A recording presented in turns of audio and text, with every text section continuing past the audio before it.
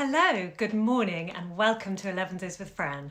It's Monday morning and I feel like I've got a bit of a spring in my step for no reason whatsoever, except it's Monday and, I know, maybe because for my 11s today I had a cup of tea and a homemade cinnamon roll, which was the most delicious thing I think I've ever eaten. Not homemade by me, I hasten to add, not one of my talents, just eating them. How was your weekend? Thanks for joining today. I am going to read you a short story by Dorothy Parker today called Here We Are, written in 1931. I thought we'd go for a bit of a change of vibe this week. And this Dorothy Parker story, like all of hers, is so funny. The most brilliantly witty sentences, kind of biting. It's about a couple who have just got married, a young couple embarking on their honeymoon, the naivety of that period in one's life. But it's so funny and very sweet, if also sort of sad, about married life at the same time. So settle in with your cup of tea and your, if not a homemade cinnamon roll, then something else delicious. And let me read aloud to you for your 11s. And hope that it proves a few moments of distraction and calm during these crazy days. All right, you settled? You've got your cup of tea? Thank you all for joining. Lovely to see you. Here we go. Here We Are by Dorothy Parker. The finished arranging the glistening luggage in tight corners of the Pullman compartment. The train had leapt at curves and bounced along straightaways, rendering balance a praiseworthy achievement and a sporadic one. And the young man had pushed, hoisted and tucked and shifted the bag with concentrated care. Nevertheless, 8 minutes for the settling of 2 suitcases and a hat box is a long time. He sat down, leaning back against bristled plush in the seat opposite the girl in beige. She looked as new as a peeled egg. Her hat, her fur, her frock, her gloves were glossy and stiff with novelty. On the arc of the thin, slippery sole of one beige shoe was gummed a tiny oblong of white paper, printed with the price set and paid for that slipper and its fellow, and the name of the shop that had dispensed them. She had been staring raptly out of the window, drinking in the big weathered signboards that extolled the phenomena of codfish without bones and screens no rust could corrupt. As the young man sat down, she turned politely from the pane, met his eyes, started to smile and got it about half done, and rested her gaze just above his right shoulder. "Well," the young man said. "Well," she said. "Well, here we are," he said. "Here we are," she said, "aren't we?" "I should say we were," he said. "Hey up, here we are." "Well," she said. "Well," he said. "Well, how does it feel to be an old married lady?" "Oh, it's too soon to ask me that," she said. "At least, goodness, we've only been married for about 3 hours, haven't we?" The young man studied his wristwatch as if he were just acquiring the knack of reading the time. "We've been married," he said, "exactly 2 hours and 26 minutes. My," she said, "it seems like longer." "No," he said, "it isn't hardly 6:30 yet." "It seems like later," she said. "I guess it's because it starts getting dark so early." "It does at that," he said. "The nights are going to be pretty long from now on. It starts getting dark early." "I didn't have any idea what time it was," she said. "Everything was so mixed up. I sort of don't know where I am or what it's all about. Getting back from the church and then all those people and then changing all my clothes and then everybody throwing things and goodness, I don't see how people do it every day." "Do what?" he said. "Get married," she said. "When you think of all the people all over the world getting married just as if it were nothing. Chinese people and everybody just as if it wasn't anything." "Well, let's not worry about people all over the world," he said. "Let's not think about a lot of Chinese. We've got something else to think about. I know," she said, "but I just sort of got to thinking of them, all over everywhere, doing it all the time.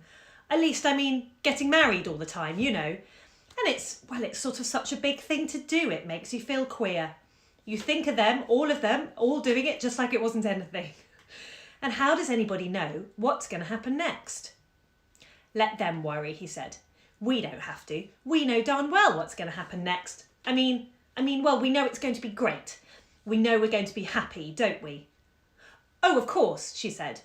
"Only, you think of all the people and you have to sort of keep thinking. It makes you feel funny. An awful lot of people that get married, it doesn't turn out so well. And I guess they all must have thought it was going to be great. Come on now, he said. This is no way to start a honeymoon with all this thinking going on. Look at us, all married and everything. I mean, the wedding all done and all. Oh, it was nice, wasn't it, she said. Did you really like my veil? You look great, he said, just great. Oh, I'm terribly glad, she said. Ellie and Louise looked lovely too, didn't they? I'm terribly glad they did finally decide on pink. They look perfectly lovely. Listen, he said, I want to tell you something. When I was standing up there in that old church waiting for you to come up and I saw those two bridesmaids, I thought to myself, well, I never knew Louise could look like that. Why, she'd have knocked anybody's eye out. Oh, really? She said. Funny. Of course, everybody thought her dress and her hat were lovely, but a lot of people seem to think she looks sort of tired. People have been saying that a lot lately. I tell them I think it's awfully mean of them to go around saying that about her. I tell them that they've got to remember that Louise isn't so terribly young anymore, and they've got to expect her to look like that. Louisa can say she's 23 all she wants to, but she's a good deal nearer 27. Well, she was certainly a knockout at the wedding, he said. Boy! Oh, I'm terribly glad you thought so, she said. I'm glad somebody did. How did you think Ellie looked? Why, I honestly didn't get a look at her, he said. Oh, really? She said. Well, I certainly think that's too bad. I don't suppose I ought to say it about my own sister, but I never saw anybody look as beautiful as Ellie looked today. And always so sweet and unselfish too. And you didn't even notice her. But you never pay attention to Ellie anyway. Don't think I haven't noticed it. It makes me feel just terrible. It makes me feel just awful that you don't like my own sister. I do like her, he said. I'm crazy for Ellie. I think she's a great kid.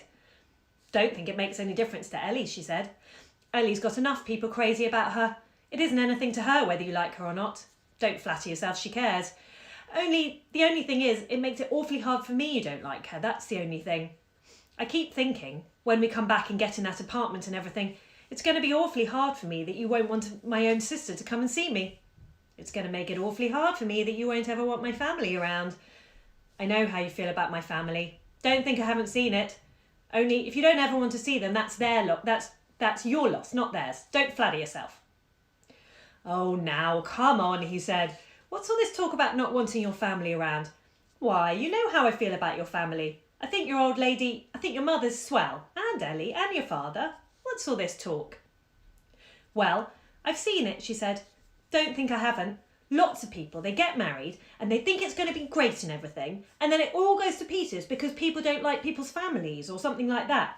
Don't tell me, I've seen it happen. Honey, he said, what is all this? What are you getting all angry about? Hey, look, this is our honeymoon. What are you trying to start a fight for? I guess you're just feeling sort of nervous. Me? She said.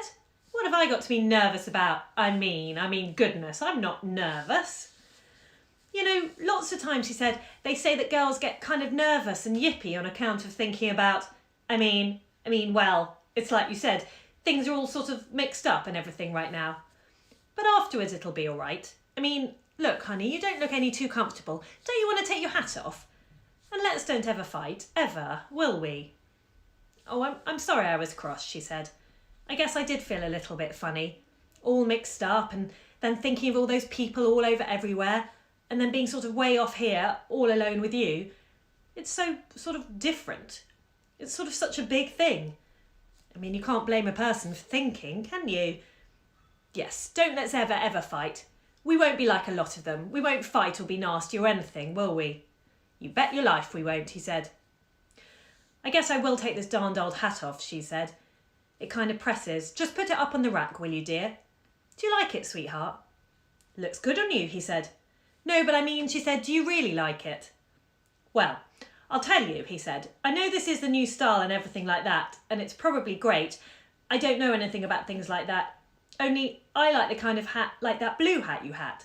Gee, I like that hat. Oh, really? She said. Well, that's nice. That's lovely. The first thing you say to me, as soon as you get me off on a train, away from my family and everything, is that you don't like my hat. The first thing you say to your wife is you think she has terrible taste in hats. That's nice, isn't it? Now, honey, he said, I never said anything like that. I only said, what you don't seem to realise, she said, is this hat cost $22. $22. And that horrible old blue thing you think you're so crazy about, that cost $3.95.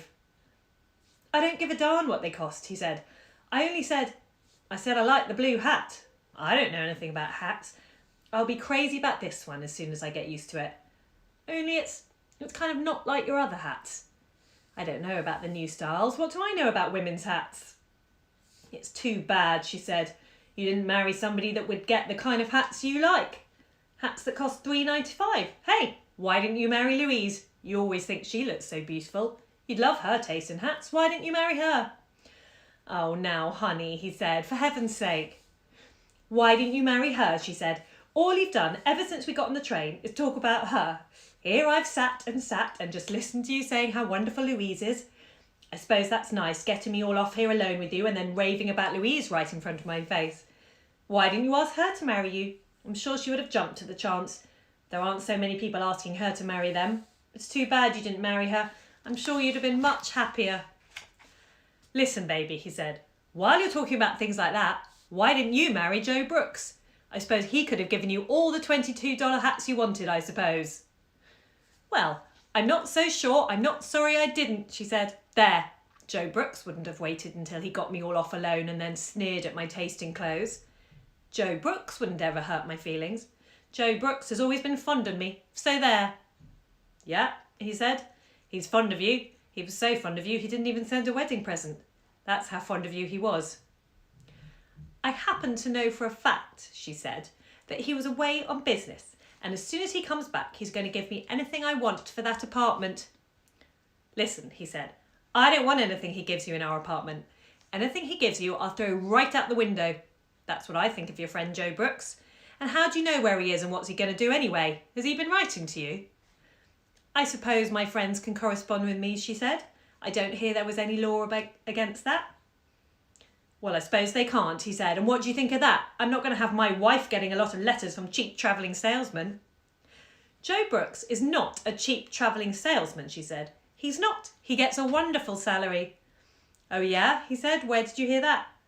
He told me so himself, she said. Oh, he told you so himself, he said. I see. He told you so himself. You've got a lot of right to talk about Joe Brooks, she said. You and your friend Louise. All you ever do is talk about Louise. Oh, for heaven's sake, he said. What do I care about Louise? I just thought she was a friend of yours, that's all. That's why I ever even noticed her. Well, you certainly took an awful lot of notice of her today, she said, on our wedding day. You said yourself when you were standing there in the church you just kept thinking of her right up at the altar. Oh, right, in the presence of God, and all you thought about was Louise. Listen, honey, he said, I never should have said that. How does anybody know what kind of crazy things come into their heads when they're standing there waiting to get married? I was just telling you that because it was so kind of crazy. I thought it would make you laugh. I know, she said. I've been all sort of mixed up today too. I told you that. Everything's so strange and everything. And me all the time thinking about all those people all over the world. And now us here all alone and everything. I know you get all mixed up. Only I did think, when you kept talking about how beautiful Louise looked, you did it with malice and forethought. I never did anything with malice and forethought, he said. I just told you about Louise because I thought it would make you laugh. Well, it didn't, she said. No, I know it didn't, he said. It certainly did not. Oh, baby, and we ought to be laughing too. Hell, honey lamb, this is our honeymoon. What's the matter?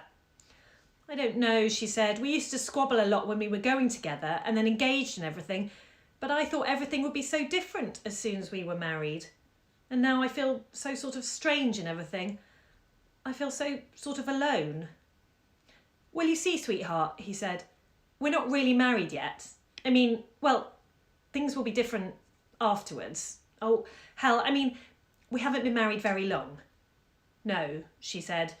Well, we haven't got much longer to wait now, he said. I mean, well, we'll be in New York in 20 minutes. Then we can have dinner and sort of see what we feel like doing. Or, I mean, is there anything special you want to do tonight? What? She said. Well, I mean, he said, would you like to go to a show or something? Why, whatever you like, she said. I sort of didn't think people went to theatres and things on there. I mean, well, I've got a couple of letters I simply must write. Don't let me forget. Oh, he said, you're going to write letters tonight? Well, you see, she said, I've been perfectly terrible.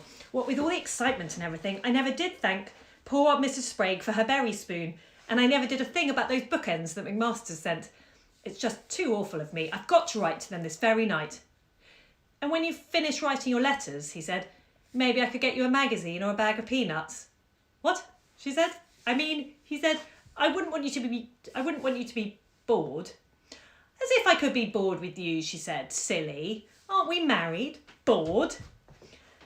What I thought, he said, I thought when we got in, we could go right up to the Biltmore and anyway leave our bags and maybe have a little dinner in the room, kind of quiet, and then do whatever we wanted. I mean, well, let's go right up there from the station.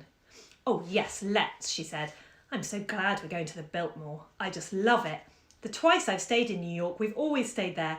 Papa and Mama and Ellie and I was crazy about it. I always sleep so well there. I go right off to sleep the minute I put my head on the pillow. Oh, do you? He said. At least, she said, way up high, it's so quiet. We might go to some show or other tomorrow night instead of tonight, he said. Don't you think that would be better? Yes, I think it might, she said. He rose, balanced a moment, crossed over and sat down beside her. Do you really have to write those letters tonight? He said. Well, she said, I don't suppose they'd get there any quicker than if I wrote them tomorrow. There was a silence with things going on in it. And we won't ever fight any more, will we? He said. Oh, no, she said, not ever. I don't know what made me do like that. It all got so sort of funny, sort of like a nightmare, the way I got thinking of all those people getting married all the time. And so many of them, everything spoils on account of fighting and everything. I got all mixed up thinking about them. Oh, I don't want to be like them, but we won't be, will we? Sure we won't, he said. We won't go all to pieces, she said. We won't fight. It'll all be different now we're married. It'll all be lovely. Reach me down my hat, will you, sweetheart? It's time I was putting it on. Thanks. Oh, I'm sorry you don't like it. I do so like it, he said. You said you didn't, she said. You said you thought it was perfectly terrible. I never said such a thing, he said. You're crazy. All right, I may be crazy, she said. Thank you very much, but that's what you said. Not that it matters, it's just a little thing. But it makes you feel pretty funny to think you've gone and married somebody that says you have perfectly terrible taste in hats, and then goes and says you're crazy besides. Now, listen here, he said. Nobody said any such thing. Why, I love that hat. The more I look at it, the better I like it. I think it's great. That isn't what you said before, she said. Honey, he said, stop it, will ya? What do you want to start all this for? I love the damned hat. I love your hat. I love anything you wear. What more do you want me to say? Well, I don't want you to say it like that, she said. I said, I think it's great, he said. That's all I said. Do you really, she said. Do you honestly? Oh, I'm so glad. I'd hate you not to like my hat. It would be, I don't know, it would be sort of such a bad start. Well, I'm crazy for it, he said. Now we've got that settled. For heaven's sake. Oh, baby lamb, we're not going to have any bad starts. Look at us, we're on our honeymoon. Pretty soon, we'll be regular old married people. I mean, in a few minutes, we'll be getting into New York, and then we'll be going to the hotel, and then everything will be all right. Well, look at us. Here we are married, here we are. Yes, here we are, she said. Aren't we? It's such a typically Dorothy Parker story. Sort of so funny and so vicious about the way couples fight and misinterpret and repeat arguments over and over again. And the way that the argument you probably have on your first day of being married is the same one you'll have for years and years and years, just different versions of it. And Dorothy Parker is so brilliantly insightful about that. The way she writes the bickering, her dialogue is so clever. The way the lines are repeated. Here we are, yes, here we are. Really how people speak, especially when they're bickering. But also so painful about relationships and Anyway, but kind of jolly, I thought, on the train on the way to New York. About to go to the Biltmore. Wouldn't we all like to be doing that? All right, thank you so much for joining. Lovely to have you all, and thanks for your comments about, yes, how small things can start an argument and what a funny story it is. And it's always lovely to have lots of you guys along. So thank you for joining me for 11s with Fran. I will see you again on Wednesday. Bye-bye.